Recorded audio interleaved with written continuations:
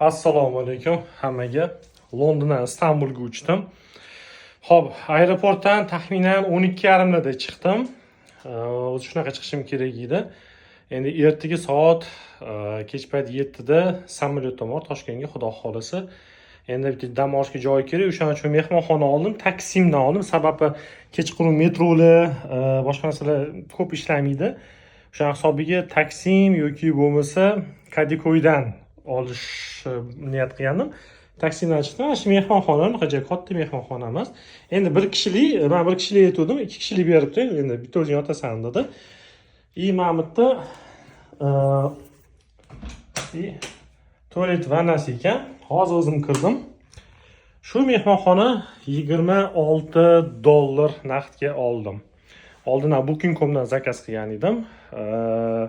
Yana o'sha taksimga avtobusga kelib tushib, shu yerga peshkom keldim. Shuni oldim, shuni aytib qo'ymoqchi edim.